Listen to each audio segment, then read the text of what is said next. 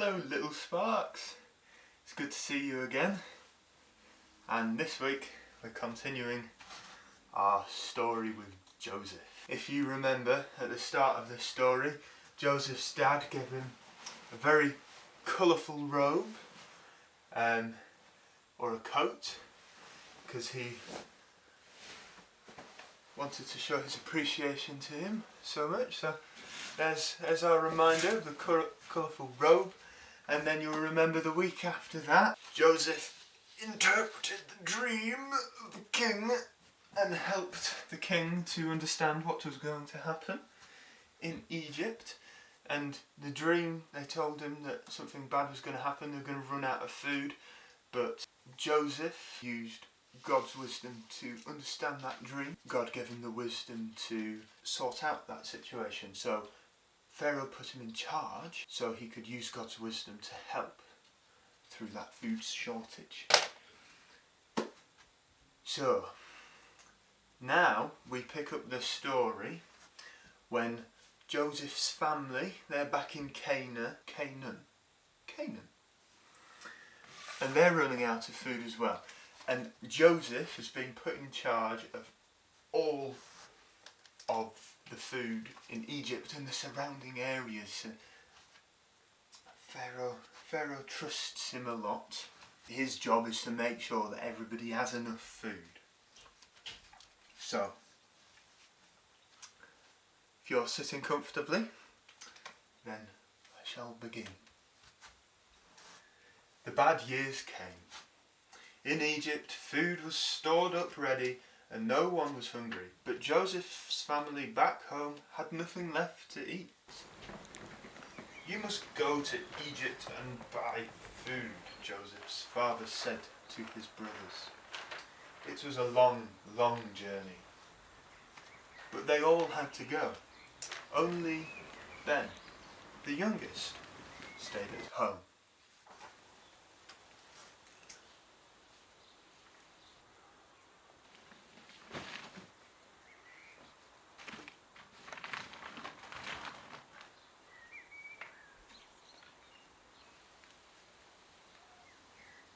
"Next time, Ben, you must come too," the brothers told Jacob when they got back. "The man in charge says so." They did not know that the man was Joseph. They often thought about Joseph and wished they had not been so cruel to him.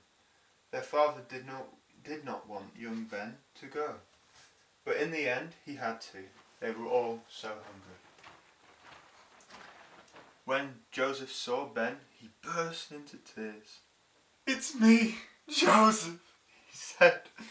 "We're in trouble now," his brothers said to themselves. "Joseph will pay us back for being so unkind to him." But instead, Joseph hugged and kissed them. "God has taken care of me all this time, so now I will take care of you."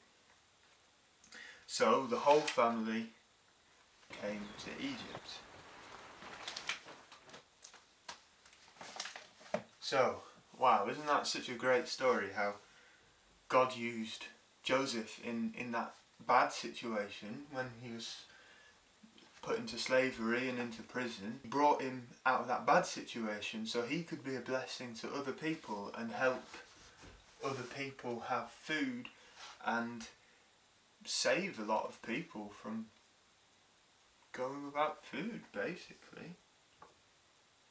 So Joseph cared for his family, even though some of his brothers had done some things that were really not cool.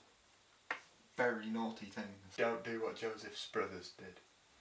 And God likes it when we're kind to our family and other people who aren't our family as well, because we're all made in his image and we're all part of one big family. So what could you do this week to be kind? Now, I don't expect any of you to be doing the dishes or to do the vacuum cleaning or anything like that. I'd be very impressed if you did though. But what we can do is be kind to each other and smile and say thank you and please, especially when mummy or daddy makes a very nice dinner, show them that we appreciate that and say thank you, thank you.